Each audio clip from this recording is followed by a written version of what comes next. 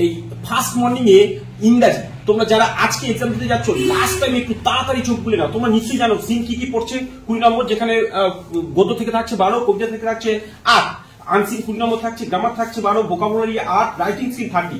এই writing scene 30 জন্য তোমরা মোস্ট ইম্পর্টেন্ট হিসাবে নোটিস, রিপোর্ট, স্টোরি, প্রসেসিং দেখে দাও। আর সমস্ত কিছু ডায়াগ্রাম আমি এই ভিডিওর একদম ডেসক্রিপশন বক্সে লিংক দিয়ে দিচ্ছি, একটা গুগল ড্রাইভ লিংক অথবা নর্মাল পিডিএফ লিংক, সেখান থেকে সবকিছু ডিটেলস পাবে। এবং তুমি গ্রামার গুলো ফ্রেজাল বা মোস্ট ইম্পর্টেন্ট 35 এই পিডিএফ এর মধ্যেই পাবে। এবং আর্টিকেল প্রিপারেশন একটু চোখ বুলিয়ে নাও। টেন্স থেকে 4টে পড়বে, সেটা চোখ বুলিয়ে নাও।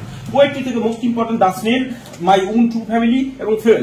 বিশেষ করে তুমি দেখে যেতে পারো মাই ওন ট্রু ফ্যামিলি। এবং তারপরে আছে the cat, our runaway kite, most important. The cat থেকে তুমি দেখতে পারো গদ্য থেকে 53 থেকে 55 পাতা, আর আওয়ার রানওয়ে কাইট যেখানে তুমি দেখতে পারো 43-44 পাতা আর 37 পাতা। এগুলো মোস্ট ইম্পর্টেন্ট। কিন্তু আমার যেন মনে হচ্ছে পাসিং অ্যাওয়ে বাপু মোস্ট ইম্পর্টেন্ট, গত বছর পড়ে গেছে, তবুও কেন জানি না মনে হচ্ছে। যাই হোক, তবু এটা লক্ষ্য করবা। এখানে বলছে আনসিং এর ক্ষেত্রে যেটা মোস্ট ইম্পর্টেন্ট তোমরা ফলো করবে কি বলতো, রাইট টি ফর ট্রু। যদি ট্রুর জন্য টি লিখতে বলে এবং ফলসের জন্য এফ লিখতে বলে, তবে কিন্তু এই বক্সের মধ্যে টি লিখবে আর এফ লিখবে। আর যদি টি এফ না লিখতে বলে তাহলে সম্পূর্ণ ট্রু, সম্পূর্ণ ফলস, ব্যাপারটা মনে রাখবে।